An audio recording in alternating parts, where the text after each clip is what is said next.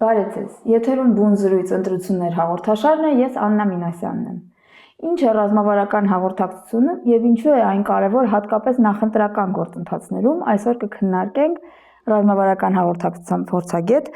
Հայկ Աբրահամյանի հետ։ Շատ շնորհակալ եմ, որ հրավերը ընդունեցիք։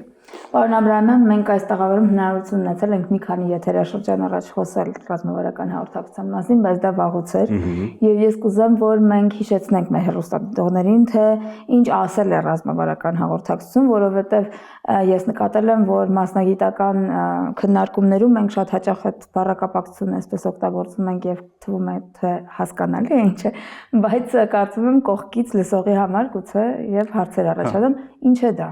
Իրականում շատ հեշտ կլինի, որ հենց ընտրությունների կոնտեքստում դիտարկենք, որովհետև եթե պատկերացնենք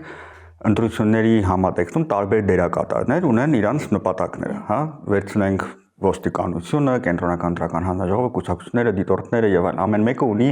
իր ինստիտուցիոնալ կամ կազմակերպական, հա, նպատակները, որին պետքա հասնի ընտրությունների համատեքստում։ Ռազմավարական հաղորդակցությունը այստեղ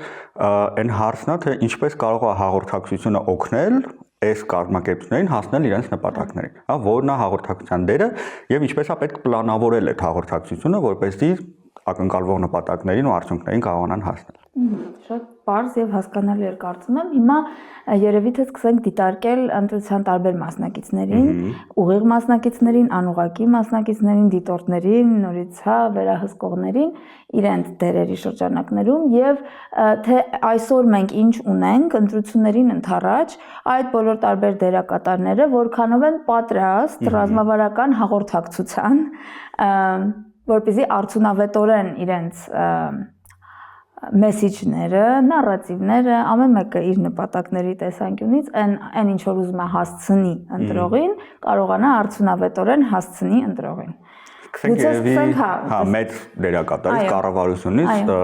ես երևի ամեն դերակատարի հետ կապված համ կնշեմ ինչ խնդիրներ կան, համ նաև ինչպես է պետք է անդրադառնալ, հա, այդ խնդիրներին կառավարության առումով ամենալուրջ մարտահրավերն է, որ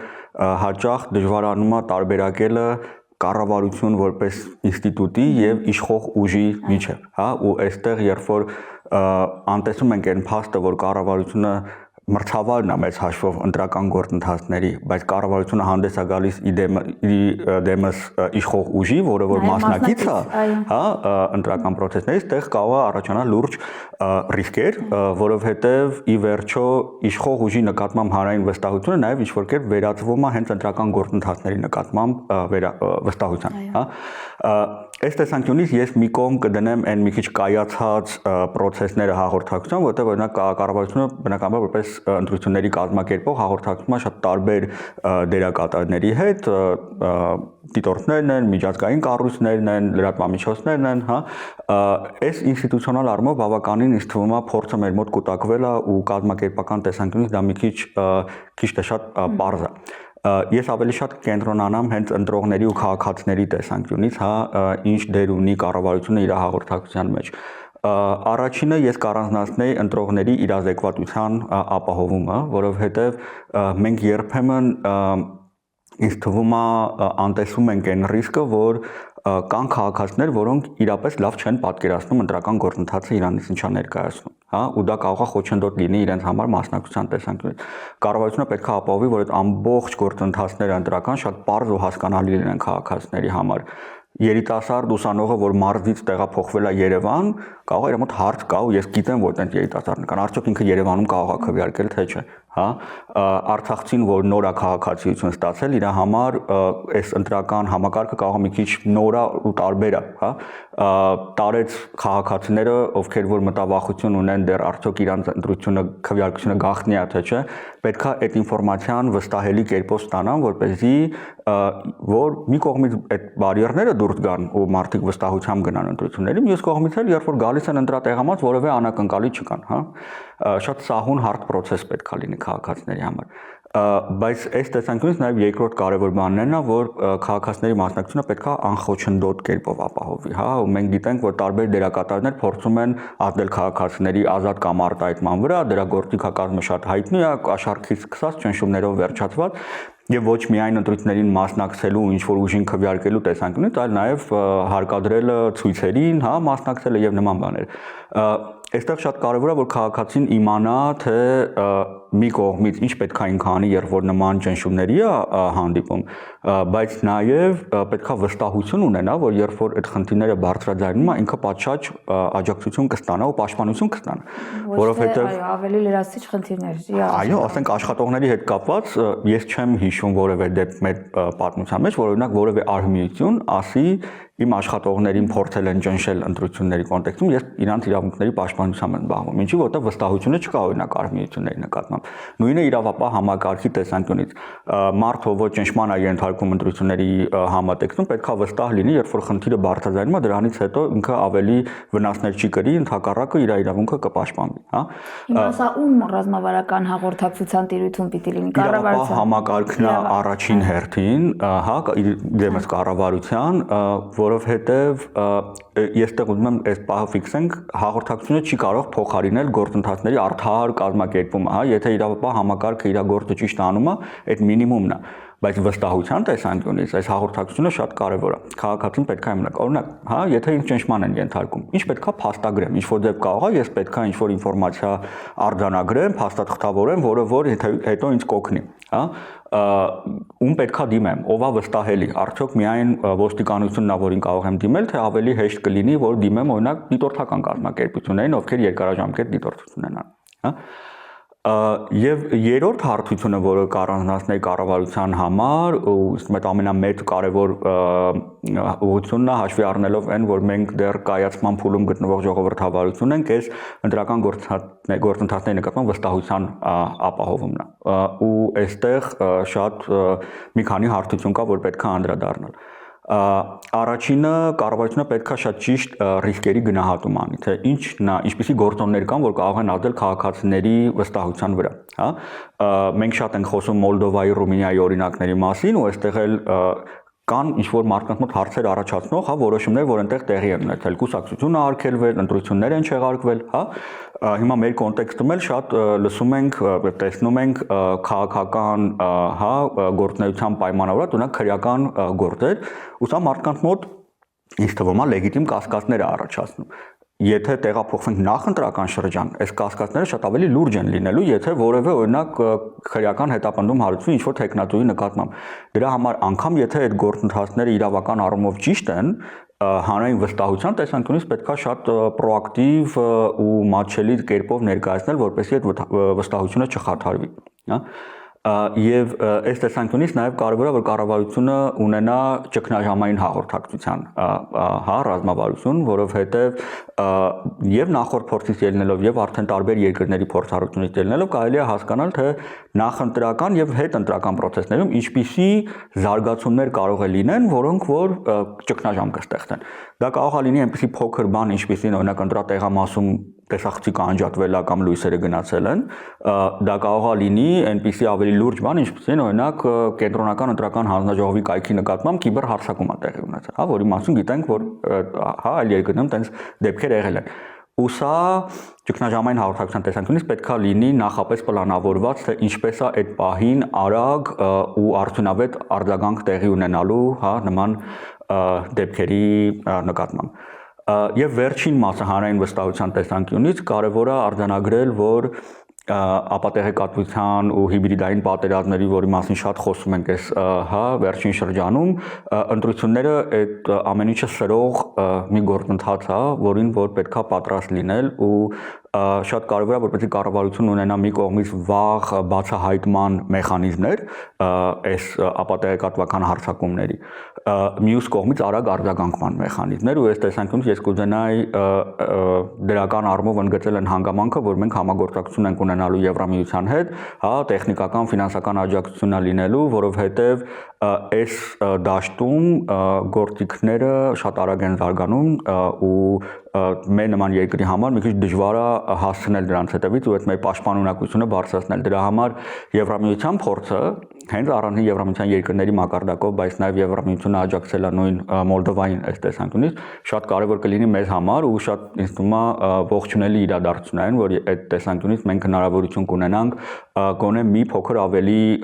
պատրաստ լինել սպասվող ապատեղեկատվական հոսքերին դիմակայելու տեսանկյունից։ Այս կառավարությունը Պարզապես Եվրոպական միության աջակցության մասին նաև վերջերս էլ շատ խոսվեց եւ իհարկե եւ գնահատանքի խոսքեր եւ հակառակը քննադատական խոսքեր ընդդիմության կողմից մասնավորապես եւ հատկապես նորից Մոլդովայի, Ռումինիայի օրինակները բերելով մի կողմից դա բերվում է որպես դրական օրինակ թե ինչպես Եվրամիությունը օգնեց որպեսզի հիբրիդային պատերազմը իր ցանկալի արդյունքին չհասնի, բայց մյուս կողմն էլ պնդում է, որ դա ուղիղ միջամտություն էր, դա բիրտ բաներ էր, ուժի կիրառություն էր, փակելը, չթողնելը, արգելելը եւ այլն։ Հիմա մեր մոտ չգիտենք ինչ է սպասվում, բայց ամեն դեպքում այդ երկու կողմից էլ այդ նույն սպասելիքները կարծես թե արտահայտվում են, մի կողմից որ դրական է, լավ է, մյուս կողմից որ էս ինչ են պատրաստվում անել։ Բայց լավ, հիմա անդրադառնանք երևի մասնակիցներին ընտրությունների, քաղաքական մեծամասնությունը նաև մրցակից է այս ընտրություններում լինելու, հայտարարված է դա ինքը եւ իր անդիմախոսները մասնակցելու են այս ընտրություններին, դուք ոնց եք գնահատում այս քաղաքական ուժերի պատրաստվածությունը հաղորդակցության այս տարում եւ այս մեթոդների պարագայում այս գործիքակազմին պատրաստ լինելու առումով որքանով իրենց կհաջողվի ռազմավարական հաղորդակցության իրագործումը տվյալ դեպքում։ Ինձ թվում է այստեղ իրանք խնդիր չունեն, որտեղ եթե նայում ենք մեր քաղաքական դաշտը եւ քաղաքական օրակարգը շատ բևեռացված է ու մեծ հաշվով իշխող ուժը եւ խորհրդարանական ընդդիմությունը, մեծ խաղացողները ընդդիմության եւ կարծես ստաբիլ ընտրազանգվածը ունեն եւ կարծես իրանց նարատիվների օրակարգի տեսանկյունից բավականին կողմնորոշված են ու կայուն կերպով այդ ուղերձները ներկայացնում են։ Այստեղ խնդիրը ավելի շատն է, որ դրա պատճառով այս բևեռացվածության պատճառով դժվարանում է նոր ուժերի մուտքը քաղաքական դաշտ ու մենք ունենում ենք մի կողմից ժողովրդավարական մրցակցության առումով ինչ-որ լճացում, մյուս կողմից քաղաքացիների օտարում, որտեղ քաղաքացիները սկսում են, երբ որ տեսնում են այս երկընտրանքը, ավելի է մեծանում են մարդկանց թիվը, ովքեր որ ընդհանրապես չեն ուզում, մասնակցեն ընտրություններին։ Դրա համար հաղորդակցության առումով ես ավելի շատ կուզենայի կենտրոնանալ հենց այդ երրորդ ուժերի կամ նոր ուժերի հաղորդակցության վրա, որովհետև ես տեսնում եմ, որ կան ուժեր, որոնք արդեն փորձում են այդ ճեղքել, այս ստեղծված պատնեշը, այդ կեղծ երկընտրանքը, որ ձևավորվել է, բայց կարծում եմ մի քանի բան կա, որ կարելի է այստեղ քննարկել, թե ինչպես կարելի է դա անել կամ փորձել անել, որովհետև ի վերջո նաև պետք է հաշվի նստենք ռեսուրսների հետ, որովհետև այս երկու բևեռների ձեռքերում են կենտրոնացած հիմնական ռեսուրսները ու միայն հաղորդակցությունը չի օգնելու հաղթահարել, բայց մի քանի կարևոր բան կա, որ կառանձնացնեի, առաջինը այն է, որ նոր ուժերը հաճախ ես իրանց հաղորդակցությունը ես կբնութագրեի կամ ընտրությունների իրանց մասնակցության նպատակներ կբնութագրեի իշխանափոխություն առանց բովանդակության, որտեվ նպատակը ներկայացնում է, որ մենք մասնակցում ենք ընտրություններին, որպեսզի անենք իշխանափոխություն, բայց այդ իշխանափոխությունը ավելի շատ քննարկվում է անձերի մակարդակում, ում պետքա փոխարինենք ումով։ Սրա տակ իհարկե կա մեր չկայացած քաղաքական դաշտի ու պատմականորեն ձևավորված, քաղաքացիների վերաբերմունքը, ոչ մեկ շատ քչերն են կարդում քաղաքական ծրագրերը, շատ քչերն են այդ հարցերում խորանում, ավելի շատ նայում են անձերին, բայց այս տեսանկյունից խնդիրը առաջանում, որ այդ երրորդ ուժերը միմյանցից կարող է շատ չտարբերվեն, որովհետև արդյունքում ստացվում է այնպիսի բան, որ դու նույն թեմայի շուրջ քիչ թե շատ մոտ օրակարգեր ունեցող ուժեր ունես, ովքեր իրար հետ չեն համագործակցում, որովհետև անձերի մակարդակում է գնում անձը ուրիշ է, նախընտրելի մյուսներին ուրիշ է։ Այնպես որ այս մի խնդիրն է, որ նկատում եմ, երկրորդը շատերն են խոսում այդ 60%-ի մասին, չկողմնորոշված քաղաքացիները, բայց այդ 60%-ը, որ կարծես պոտենցիալ ընտրազանգված է, իրանց այդ հաղորդակցության առումով մի քանի խնդիր եմ նկատում։ Առաջինը ոչ մեկ չի փորձում հասկանալ այդ 60%-ը ինչից է կազմված, որտեղ ինքը միասեռ, հա, զանգված չի, ինքը շատ բազմաշերտ է իմ պատկերացմամբ, ու քաղաքական ուժերը ավելի շատ կարծես փորձում են գնալ համոզել այդ 60%-ին, որ եկեք մասնակցեք մեծ քվեարկեք, քան թե օրինակ գնալ հասկանալ, լսել, թե ինչից են այդ մարդիկ դժգոհ, ինչ են ակնկալում, ինչի չեն ուզում գնան ընտրություններին, հա, արդյոք դա այնա, որ ընդհանրապես չեն վստահում դրական գործընթացներին, թե ինչ որ ակնկալիքներ ունեն, որովը քաղաքական ուժերից ոչ մեկ չի տալիս։ Այս առումով հաղորդակցության մոդելը ինքը ավելի շատ համոզելու մոդելն է, քան թե գնալ լսել, հարաբերություններ կառուցել, վստահություն ձևավորել եւ այլն։ Եվ երկրորդը էլի ավանդաբար եկող խնդիրը, որ մեր կուսակցությունները, նույնիսկ նորաստեղծ ուժերը իրանք արթնանում են ընտրություններից առաջ։ Հա, այդ ամբողջ ցիկլը, հա, 5 տարվա, հա, խորհրդարանականի դեպքում չի օգտագործվում հասկանալու, թե ինչ հասարակության ինչ սեգմենտ եմ ես ներկայացնում, հա, ում հետ ես կարող եմ այդ կապերը ձևավորեմ, վստահությունը ձևավորեմ, որ հետո այդ սեգմենտին կոպիտ ասած ակտիվացնեմ, համախմբեմ ու գնամ ընտրությունների։ Այսինքն միանգամյա հաղորդակցություն է այստեղ նախընտրական շրջանում, եթե ես կարող եմ համոզեմ, դու կգաս ինձ կքվեարկես։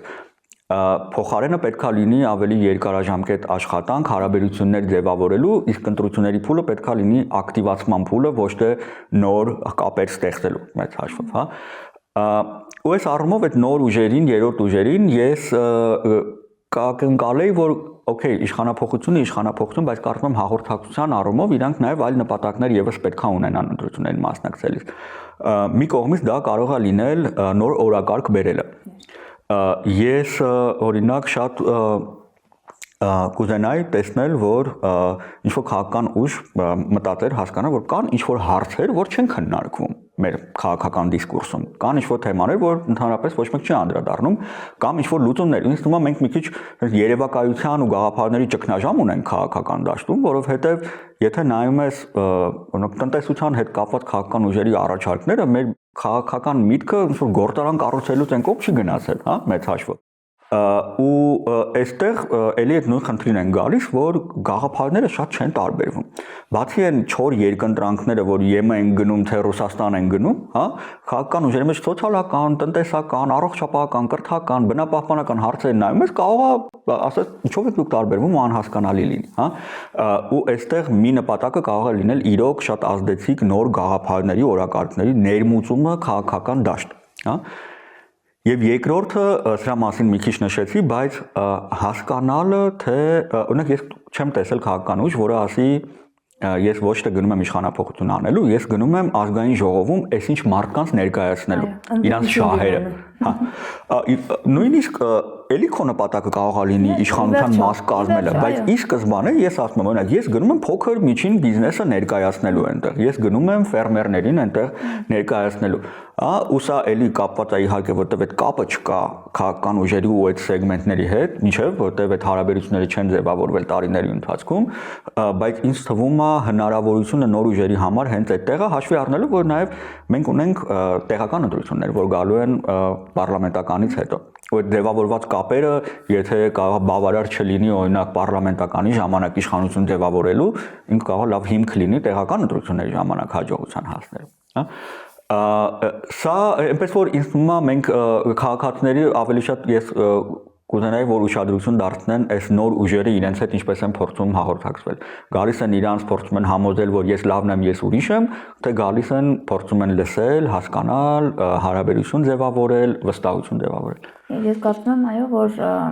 իրականում վերջերս շատ եմ մտածում դրա մասին, որ մեզ մոտ այդպես է ստացվում, որ նոր ուժերը, այո, գալիս են, հայտնվում են ընտրություններից շատ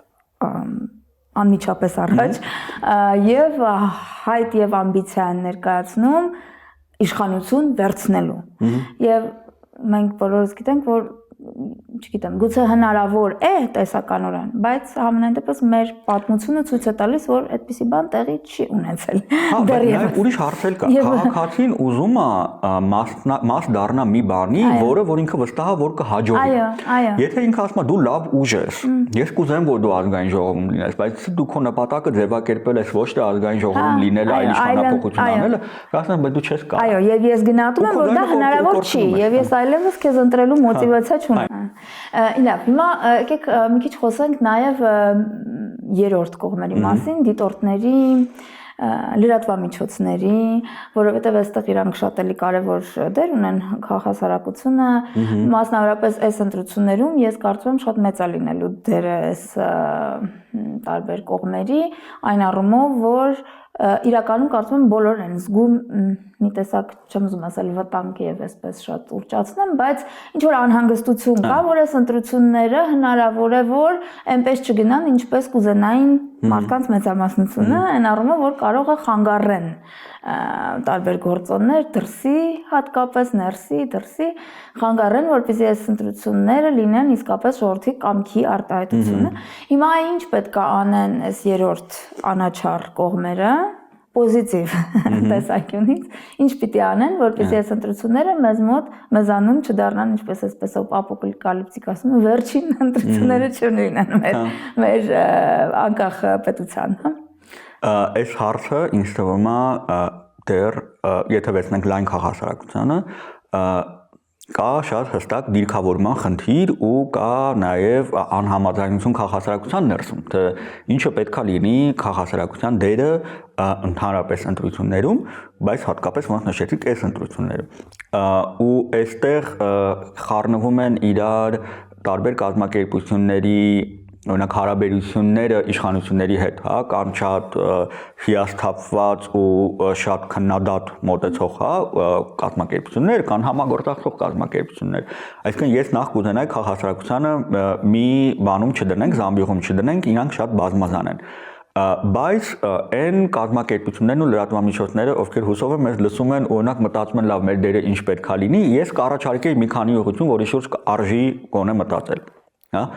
Առաջինը պետքա ֆիքսենք, որ հասարակական կազմակերպությունների կողմից ավանդաբար դերը ընտրություններին եղել է դիտորդությունը, հա, ու այստեղ այդ watchdog-ի, հա, վերահսկողի ֆունկցիան է քաղաքասարակությունը եւ լրատվամիջոցները վերցրել իրենց վրա նախ ընտրական շրջանում եւ բուն ընտրությունների օրը ապահովել, որ որևէ իշխանության չարաշահում տեղի չունենա, ընտրողի վրա ճնշումներ տեղի չունենան եւ այլն եւ այլն։ Այս առումով մի հատ փոքր դիտարկում շատ կարևոր է ֆիքսել, որ մենք տեսնում ենք այս դաշտում կայացած ու վստահություն վայելող ուժերի կողքին հայտնվում են նաև նոր դիտորդական առաքելություններ, ովքեր որ այդքան թափանցիկ չեն իրենց գործունեության մեջ։ Այստեղ շատ կարևոր է, որ այդ կայացած դիտորդական առաքելությունները շատ թափանցիկ ու մատչելի ձևով ներկայացնեն քաղաքացիներին իրենց մեթոդաբանությունը։ Ժամանակին դրա մասին ոչ մեկ չէր մտածում, բայց հիմա շատ կարևոր է, որովհետև պատկերացրեք ընտրություններից հետո երկու զեկույց է լինելու, հա, մեկը օրինակ, հա, արդեն փորձառու անկախ քաղաքասարակությունից, մեկը կասկածելի ծագում ունեցող ու ինչ-որ քաղաքական ուժերի հետ աֆիլացված դիտորդական կազմակերպությունից։ Քաղաքացին պետք է իմանա, թե ում վստահի, ու այստեղ կարևոր է, որ այդ մեթոդաբանությունը հստակ լինի։ Այս տեսանկյունից շատ կուզենամ, որ դիտորդական առաքելությունները այդ մասին մտածեն։ Բայց հիմա, այո, դիտորդական առաքելություններից բացի քաղաքասարակությունը նաև կարող է մտածել, թե այլ ինչ դեր կարող եմ ես այստեղ խաղալ, որովհետև ոնց շատ ճիշտ նշեցիք, շատ կազմակերպություններ այդ մասին մտածում են, որ բացի դիտորդականը պետք է նաև պաշտպանել օրինակ ժողովրդավարությունը, ժողովրդավարական ինստիտուտները։ Այստեղ մի քիչ քննադատություն է գալիս քաղաքասարակության նկատմամբ, որ դժվար է գիծը, հա, թե ինչ է նշանակում պաշտպանել ժողովրդավարություն եւ որ պահից է ժողովրդավարության պաշտպանությունը վերածվում իշխանության պաշտպանության, օրինակ, հա, իշխող ուժի կամ այն գործիքակազմը, որ կիրառվում է ժողովրդավարության պաշտպանության համար, ինչքանով է իրանով ժողովրդավար։ Ես կուզենայի, որ քաղաքասարակությունը ավելի շատ հանդես գար որպես ժողովրդավարական արժեքների պաշտպան եւ քաղաքացիներին դա ներկայացնել որպես ուղենիշ ընտրություն կայացնելիս, հա, ու այդ պրոակտիվ արժեքների քարոզը իմ կարծիքով բացարձակապես խոցելի չի, այսինքն դրանով դու չես քաղաքական դառնում, հա,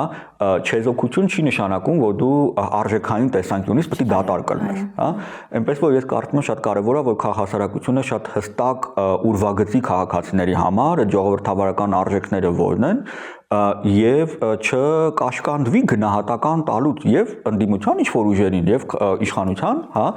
կողմին, որ իրենց վարքագիծը կամ իրենց գործունեությունը կամ իրենց հռչակած նպատակներն օրակարգերը կարող են լինել հակաժողովրդավարական, հա։ Ես չեմ կարծում, որ սա քաղաքասարակությանը դարձնում է քաղաքական։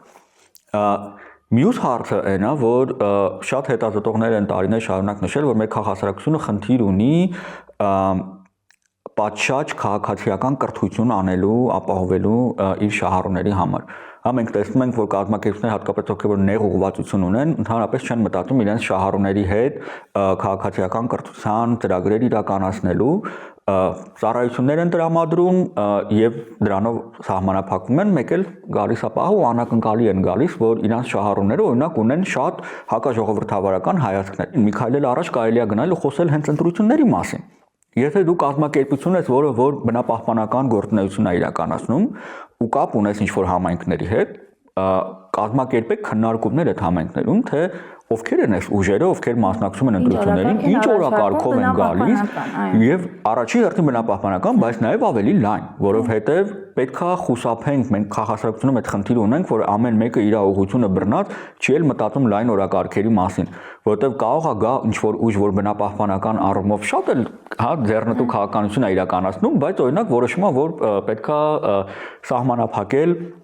բնապահպան ՀԿ-ների եւ ոչ միայն հասանելիությունը ինչ-որ տվյալների։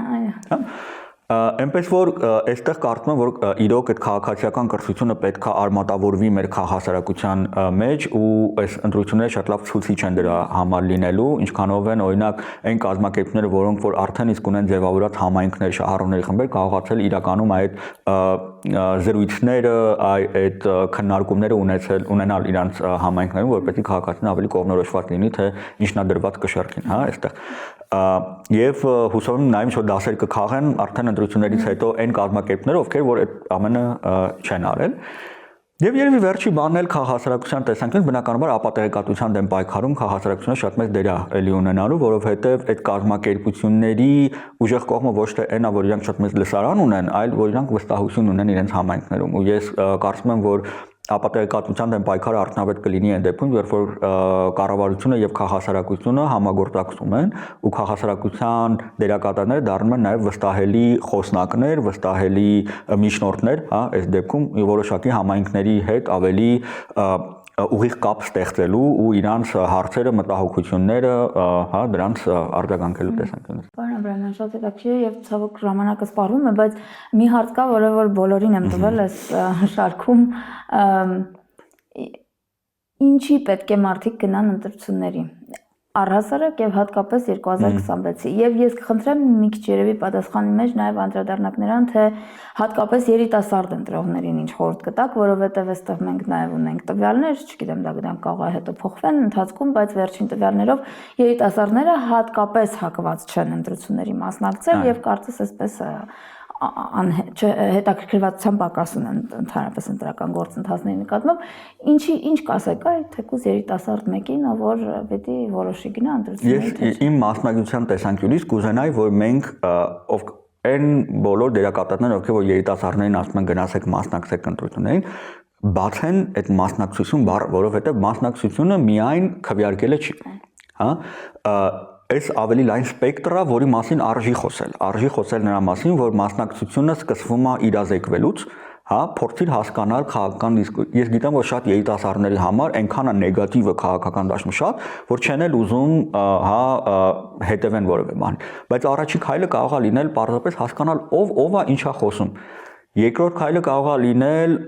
քննարկումների մասնակցելը։ Ինչ որ հարթակներ կան, երիտասարդական կազմակերպություններ կան, որոնք որ այդ երկխոսության հարթակներ են ստեղծում քաղաքական ուժերի եւ ընտրող երիտասարդների միջեւ, գնալ այդ քննարկումներին մասնակցել կամ եթե հնարավորություն կա կազմակերպել այդ քննարկումները։ Մի հատ էլ կարող է մի ուրիշ մակարդակը մասնակցության լինել վերահսկողության ջանքերին աջակցելը, նախընտրական շրջանում, որպես քաղաքացիական լրագրող, որպես դիտորդ, որպես քաղաքացի, ով որ համայնքի ծակուցուկը գիտի, կարող է իրազեկել ու ինչ-որ ինֆորմացիա փոխանցել դիտորդական կազմակերպություններին, թե ինչ վարչական ռեսուրսի չարաշահում կամ այլ խախտումներ է ինքը տեսնում, Սրանք եւս մասնակցության դրսևորումներ են ու ես շատ կուզենամ, որ մենք այդ սպեկտրը քաղաքացիներին ներկայացնենք, որ ընտրական գործընթացին մասնակցելը շատ կարեւոր է ու դրան մասնակցելու ձևերը շատ բազմազան են։ Բայց եթե քաղաքացին որոշում է չմասնակցել ու դա քաղաքական որոշում է ու բոյկոտ է չմասնակցելը, ապա ես շատ կուզենայի, որ այդ քաղաքացիները արտահայտվեն, ասեն ինչն են բոյկոտում, ինչու են բոյկոտում, որովհետև մենք հիմա ունենք այդ 60%-ի ինչ որ շուրջ քննարկումները առանց ռեալ պատկերացնելու, թե այդ 60%-ը կամ իրանց որևէ մասը որ չգնա ընտրությունների, ինչի չի գնում ընտրություններին։ Ես շատ կուզենամ, ես շատ հարգում եմ բոյկոտը, որպես հա մասնակցության միջոց, ի վերջո, ու կուզենամ, որ քաղաքացիները նաև արտահայտեն իրենց բոյկոտը վերբալ առումով ու ներկայացնեն, թե ինչու չեն մասնակցություն է։ Այո։ Այո, շատ կարևոր է, սրանով ամփոփենք, այո, մասնակցելն է կարևոր, տեղեկացված մասնակցությունն է կարևոր, իմացեք ինչին եք մասնակցում, առաջին հերթին, այո, պետք է չի առանց իմանալու ուղղակի մասնակցել։ Այո, շնորհակալություն շատ հետաքրքիր զրույցի համար։